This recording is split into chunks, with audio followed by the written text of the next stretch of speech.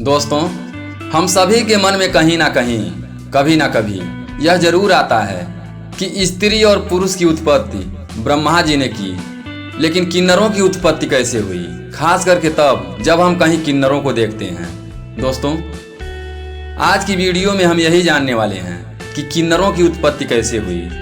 नमस्कार दोस्तों, स्वागत है आपका हमारे YouTube चैनल अद्भुत ज्ञान गंगोत्री में। दोस्तों, अभी तक आपने हमारे चैनल को सब्सक्राइब नहीं किया है तो कृपया सब्सक्राइब जरूर कर दें। तो चलिए जानते हैं कि कैसे हुई थी किन्नरों की उत्पत्ति। एक समय की बात है, यही प्रश्न नारद अपने मन में लेकर भगवान विष्णु के पास जाते हैं और नारद जी कहते हैं, प्रभु मेरा प्रणाम स्वीकार करें। फिर भगवान विष्णु कहते हैं, कहो नारद, किस प्रयोजन से आना हुआ। तब देवर्षि नारद भगवान विष्णु से कहते हैं, हे प्रभु, आप तो सब कुछ जानते हैं, फिर भी न जानने का ढोंग करते हैं। इस ब्रह्मांड के कण कण में आप ही का वास है, मेरे भीतर भी आप ही का वास है। आप भली भांति जानते हैं कि मैं आपके पास किस प्रयोजन से आया हूँ। भगवान विष्णु कहते हैं, हे नारद, मैं अवश्य जानता हूँ कि तुम्हारे मन में क्या चल रहा है और आज तुम मानव जाति के कल्याण के उद्देश्य से यहाँ पर आए हो, इसलिए तुम्हारे मन में जो भी शंका है निसंकोच होकर पूछ लो। नारद जी कहते हैं, हे प्रभु, यदि आप आज्ञा दें तो आपसे मैं एक प्रश्न पूछूं। हे प्रभु, ब्रह्मदेव ने सृष्टि की रचना करते समय स्त्री और पुरुष का निर्माण किया था और दोनों को ही एक दूसरे का पूरक बनाया है, किंतु हे प्रभु, किन्नरों की उत्पत्ति कैसे हुई, जो कि पूरी तरह से ना तो पुरुष हैं और ना ही स्त्री। भगवान विष्णु कहते हैं, हे देवर्षि, आज तुमने बहुत अच्छा प्रश्न किया है। तुम्हारे इस प्रश्न का उत्तर मैं तुम्हें महाराज उत्तम की कहानी के माध्यम से दूंगा, जिन्हें पुरुष होते हुए स्त्री का शरीर प्राप्त हुआ था। महाराज उत्तम के कथा में ही तुम्हारे प्रश्नों का उत्तर छिपा है। देवर्षि कहते हैं, हे प्रभु, महाराज उत्तम कौन थे और उन्हें किस कारण से स्त्री का शरीर प्राप्त हुआ था। कृपया आप मुझे महाराज उत्तम की कथा सुनाएं। भगवान विष्णु कहते हैं, हे देवर्षि, आज मैं तुम्हें महाराज उत्तम की कथा सुनाता हूँ। तुम इस कथा को ध्यान से पूरा जरूर सुनना है। जो भी इस कथा को पूरा सुनता है उसके पापों का नाश होता है। देवर्षि नारद कहते हैं, हे प्रभु, मैं इस कथा को पूरा अवश्य सुनूंगा, कृपया आप वह कथा मुझे सुनाइए। फिर भगवान विष्णु नारद जी को महाराज उत्तम की कथा सुनाने लगते हैं। हे नारद, पूर्व काल की बात है, पृथ्वी लोक पर महाराज उत्तम नाम के एक राजा राज्य किया करते थे। वे बड़े ही पराक्रमी, धर्मपरायण, सत्य धर्म का पालन करने वाले सूरवीर और जितेंद्रिय थे। उन्होंने अपने कर्मों से कुल का गौरव बढ़ाया था। महाराज उत्तम पराक्रमी और विद्वान थे। उनके राज्य की प्रजा उनसे अत्यंत संतुष्ट रहा करती थी। एक दिन महाराज उत्तम घोड़े पर सवार होकर शिकार करने के लिए जंगल में चले गए। उनके साथ सिपाही और कुछ मंत्री भी थे। महाराज ने अपने कानों में कमनीय कुंडल पहने थे। उनके पास अधर्व नाम का धनुष था और बाणों से भरा हुआ तरकस धारण करके वे जंगल में भ्रमण करने लगे। उसी जंगल के पास एक कुमार नाम का जंगल था, जो बहुत ही सुंदर दिखाई पड़ रहा था। वह वन दिखने में तो अत्यंत सुंदर था, किंतु भयभीत करने वाला था। उस वन में भगवान शिव की माया फैली हुई थी, जिस कारण से वह वन पृथ्वी पर स्वर्ग की तरफ प्रतीत हो रहा था। अनेक जंगली पशुओं की ध्वनि दूर दूर से सुनाई पड़ रही थी, जिसे सुनकर राजा का मन बहुत प्रसन्न हो रहा था। कोयल पक्षियों की मधुर ध्वनि कानों में पड़ने से महाराज उत्तम अत्यंत प्रसन्न हो रहे थे।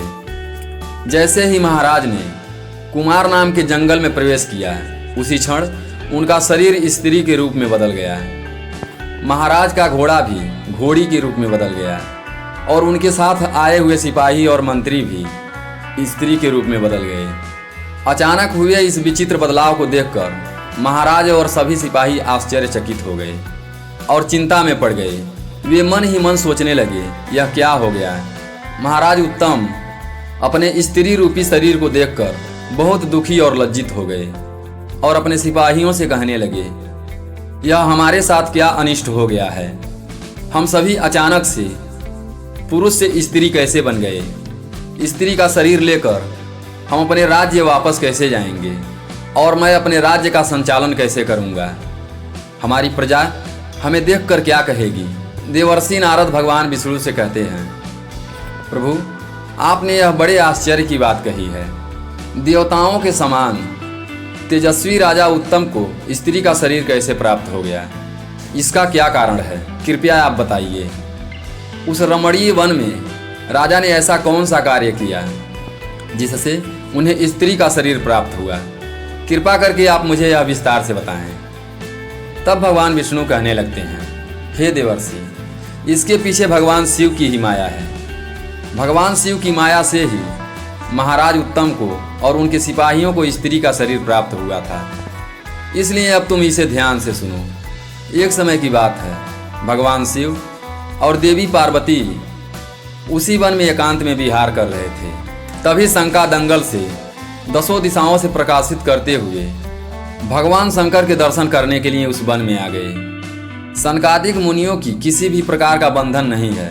वे बिना आज्ञा लिए किसी भी स्थान पर कहीं भी आ जा सकते हैं। फिर वे चारों मुनि भगवान शंकर के दर्शन के लिए उस वन में आ गए तो उन्होंने देखा कि देवी पार्वती और भगवान शिव एकांत में विहार कर रहे थे। सनकादिक मुनियों को अचानक उस स्थान पर आता हुआ देख देवी पार्वती अत्यंत लज्जित हो गईं। देवी पार्वती तुरंत भगवान शिव से दूर होकर खड़ी हो गईं। जब उन चारों मुनियों ने देवी पार्वती और शिव को एकांत में विहार करते हुए देखा तो वे तुरंत ही वहां से लौटकर नर नारायण की आश्रम की ओर चले गए। जब भगवान शिव ने पार्वती को लज्जित होकर दूर खड़ा हुआ देखा तो वे कहने लगे, हे प्रिय, तुम इस प्रकार से लज्जित क्यों हो रही हो? वे चारों तो हमारे पुत्र के समान हैं, उनसे कैसी लज्जा? तब माता पार्वती कहती हैं, हे प्रभु, स्त्री को अपने पुत्र के सामने कभी भी पति के साथ विहार नहीं करना चाहिए। उसे सदैव अपने मर्यादा में ही रहना चाहिए। आपने तो कहा था इस स्थान पर कोई नहीं आएगा। फिर हमारे एकांत में विघ्न निर्माण करने के लिए यह चारों मुनि कहाँ से आ गए? आप तुरंत ही कोई ऐसा उपाय कीजिए जिससे कोई भी इस वन में न आए, नहीं तो मैं इस स्थान से चली जाऊंगी। तब भगवान शिव ने कहा, हे प्रिय, ठीक है, तुम्हारे इस दुख को दूर करने के लिए मैं अभी एक उपाय करता हूँ।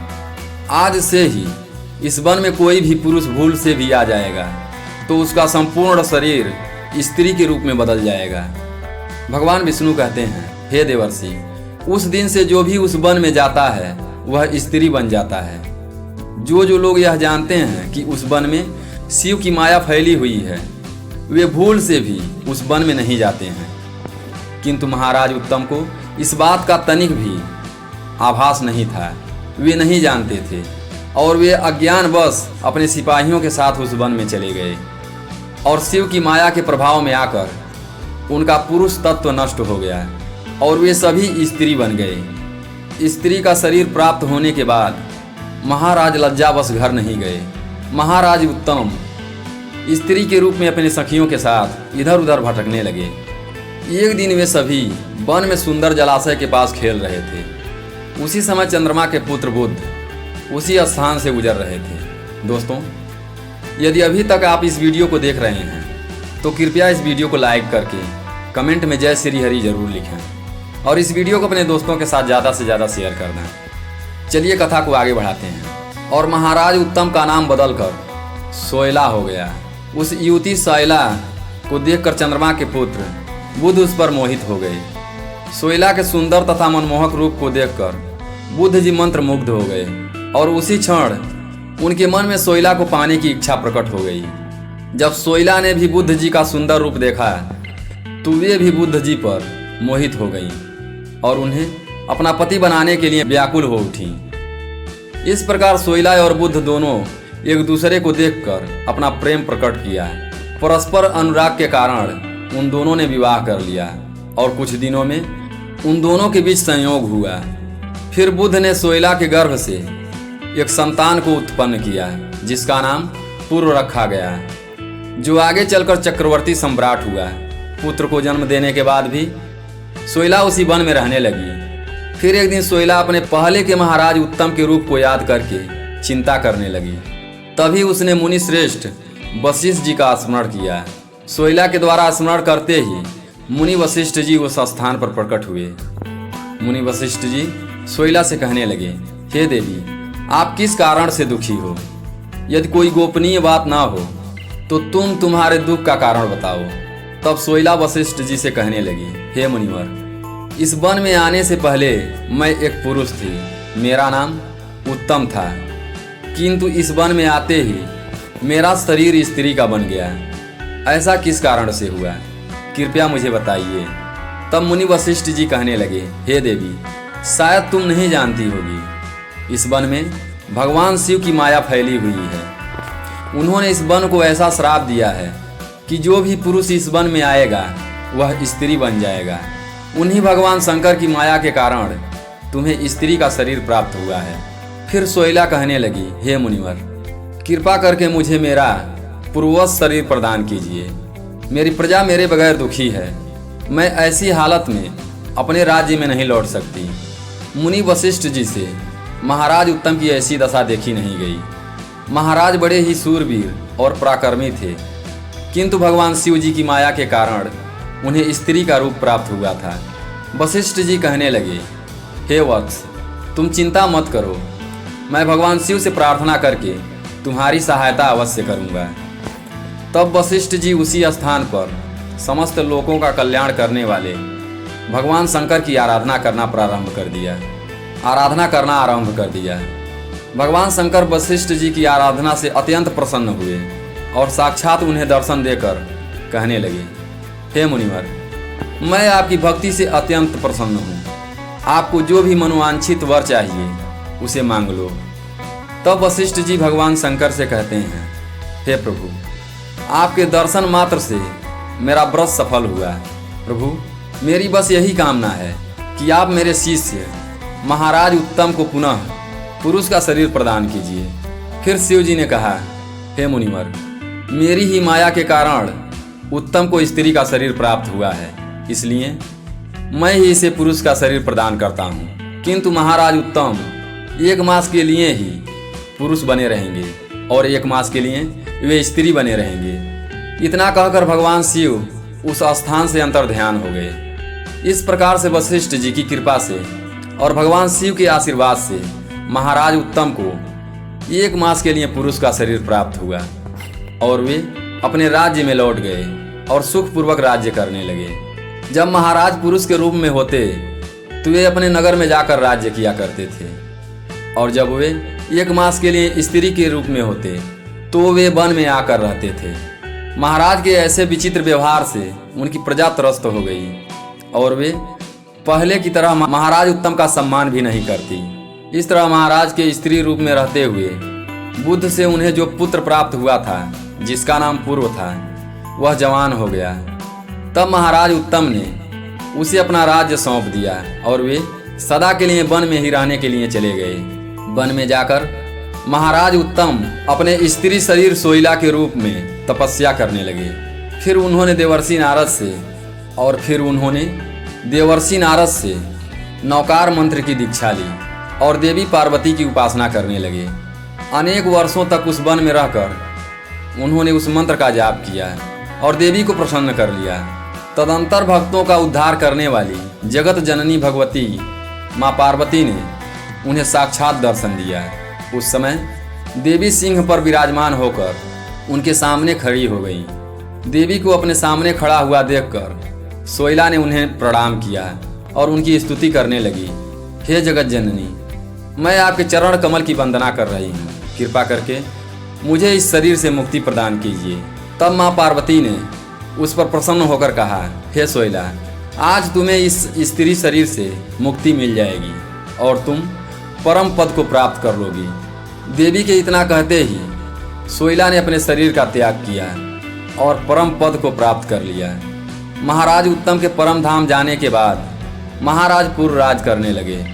आगे भगवान विष्णु कहते हैं, देवर्षि, अब सुनो किन्नर की उत्पत्ति का रहस्य।